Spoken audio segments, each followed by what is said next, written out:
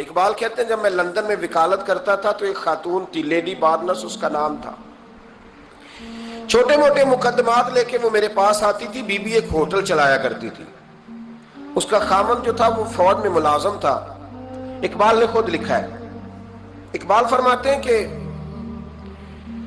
ایک دن وہ خاتون پھر کسی کیس کے سلسلے میں میرے پاس آئی، تو جب وہ آئی تو اس نے نقاب اوڑھا ہوا تھا، برقع کیا ہوا تھا. تو چونکہ اس نے نقاب اوڑھا تھا مسلمانوں کی نشانی تھی. نقاب اوڑھنا کن کی نشانی ہے؟ اللہ آپ کو خوش رکھے. تو کہتے وہ نشانی چونکہ اہل اسلام کی تھی تو مجھے تجسس ہوا. میں نے کہا لیڈی خیریت ہے؟ میم صاحبہ یہ برقع پہنا ہوا ہے. تو کہنے لگی ہنس کے، اقبال مجھے پکا یقین تھا کہ آپ ضرور پوچھیں گے. تو میں نے کہا اچھا تو یہ برقع؟ تو کہنے لگی الحمدللہ میں مسلمان ہو گئی. تو میں نے فوراً کہا کہ آپ کا شوہر تو فوج میں ملازم ہے، فوجی کے لیے بدلنا اور پھر ملکی قانون اور یہ چیزیں. تو کہنے لگی اس نے مجھے کیا کہنا تھا، وہ خود کلمہ پڑھ گیا. تو کہتے ہیں میں اور متجسس ہوا. وہ کیس کی بات کرتی تو میرا تجسس بڑھ گیا. میں نے کہا تو کیس چھوڑ یہ بتا کلمہ کیسے پڑھا؟ تو کہنے لگی اقبال اصل بات یہ ہے کہ میں نا بے اولاد تھی، خامد بھی بڑے اچھے پیسے کماتا، میں خود بھی ہوٹل چلاتی، پر ڈپریشن اور ٹینشن اور بلا وجہ کی پریشانیاں جان نہیں چھوڑ. یہ ٹینشن اور ڈپریشن کا نا مجھے عربی ترجمہ کوئی نہیں ملا. یہ ڈپریشن اور ٹینشن کا نا میں نے تلاش کیا ہے، لیکن مجھے عربی لغت کے اندر ان کے معنی مجھے لگتا ہے کہ اس زمانے میں یہ چیزیں تھی ہی نہیں. ہوتی تو ان کا کوئی نام بھی، یہ آج ہے نا تو اس لیے آج کے زمانے میں ہی نام ہے مفت کا، مفت کی پریشانی. تو کہتی ہے مجھے ٹینشن اور ڈپریشن رہتی تھی ہر وقت، بڑی میں پریشان رہتی تھی. میرے ساتھ ایک عجیب واقعہ ہوا کہ میرے ہوٹل میں نا ایک بابا جی برتن مانجتے تھے، بوڑھے آدمی تھے، 70 سال کے قریب عمر تھی. ان کا ایک بیٹا تھا، ایک بہو تھی، ایک پوتا تھا، لیکن وہ بیچارے بیٹا بیمار رہتا تھا تو لہذا وہ خود مزدوری کرتے. کہتی ہے ایک دن وہ بابا جی میرے پاس آئے، کہنے لگے میم صاحبہ 2-4 دن کی چھٹی چاہیے. تو میں نے کہا خیریت ہے؟ کہنے لگے میڈم میرا بیٹا فوت ہو گیا. بیٹا، اب کو پتہ ہے باپ کا جنازہ پڑھنا آسان ہے، بیٹے کا جنازہ اٹھانا بڑا مشکل کام. کہتی ہے میں کچھ لکھ رہی تھی، میرے ہاتھ سے قلم گر گیا. میں نے خود گاڑی بھیجی، بابا جی گاؤں چلے گئے جہاں وہ رہتے تھے. کہتی 2-3 دن کے بعد میں اور میرا شوہر گئے تو رستے میں ہم باتیں کر رہے تھے کہ کیا تعزیت کریں گے. ایک ہی بیٹا تھا، کوئی رشتہ دار بھی نہیں، تو اس کی تو کائنات اجڑ گئی، کن لفظوں سے اسے تعزیت کیا کہیں گے. کہتے جب ہم گئے تو وہ ٹوٹی ہوئی چٹائی پہ بیٹھا تھا، کچھ لوگ قریب تھے. ہم نے جا کے کہا بابا آپ مسلمان ہیں، ہم آپ کو کیا نصیحت کریں، ایک ہی بیٹا تھا، کہ کس طرح کر کے ہم آپ کو تسلی دیں. تو کہتے ہیں اس نے آنکھیں کھولی، بوڑھی آنکھوں میں ایمان کی روشنی. کہنے لگا بی بی کیا تعزیت کی بات کرتی ہو، میں نے کوئی پیسے جمع کرا کے بیٹا لیا تھا، خدا نے فضل سے دیا تھا، عدل سے لے گیا ہے. میں اپنے رب کے فیصلے میں بڑا راضی ہوں، اللہ بڑا کریم ہے، وہ لے گیا، اس کا مال تھا. آپ یقین کریں ہمارے دیہاتی لوگ یہ کہا کرتے تھے، میں نے کانوں سے سنا ہے.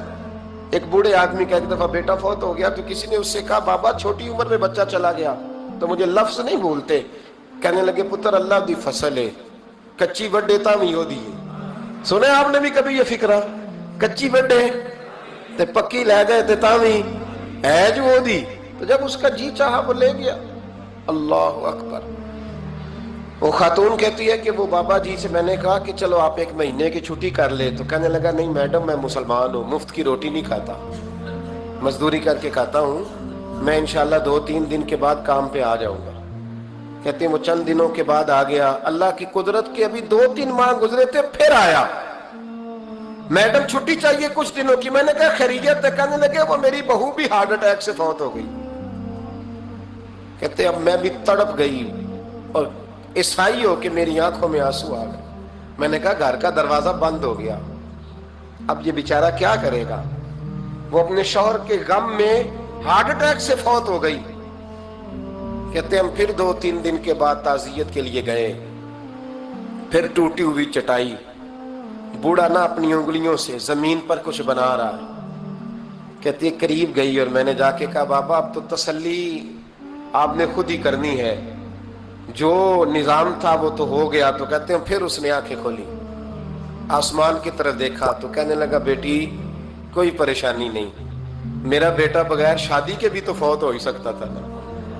बस मेरे मालिक ने जब चाहा जैसे चाह हुआ। मैं इंशाल्लाह 2-4 दिन के बाद काम पे आऊंगा। ये मेरा 3-4-5 साल का पोता है, अभी स्कूल दाखिल हुआ है, मैं साथ ले आऊंगा, वहां मेरे साथ ऊपर क्वार्टर में जहां मैं रहता हूं ये भी रहेगा।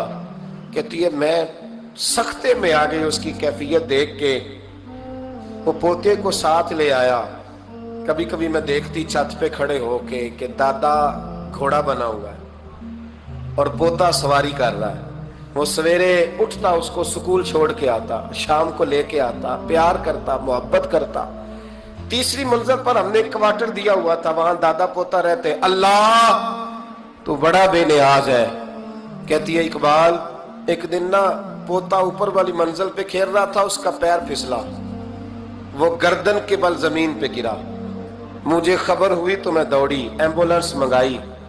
खून से लिथड़े हुए उस बच्चे को दादे ने अपनी गोद में रखा। और जब हम अस्पताल की तरफ गए तो हॉस्पिटल बाद में आया, जनाबे इजराइल पहले आ गए। और कहते हैं वो गोद में दम तोड़ गया। फिर दादे ने उसे अपने हाथों से गुस्ल दिया।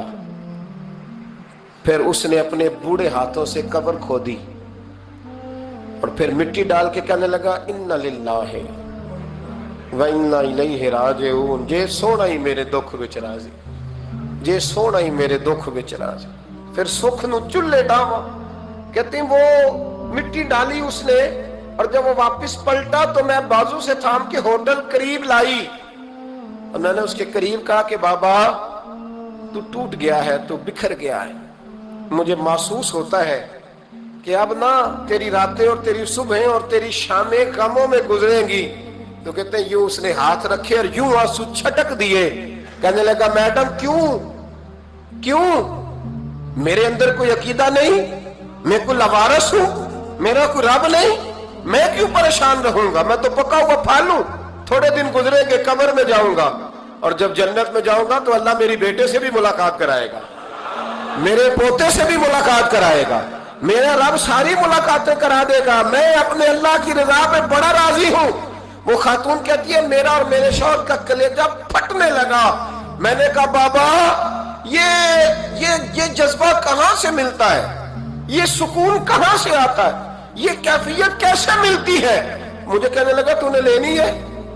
मैंने कहा तो कहने लगा तू भी गुंबद खजरा वाले नबी का कलमा पढ़ जा, तू भी रसूलुल्लाह का कलमा पढ़ जा।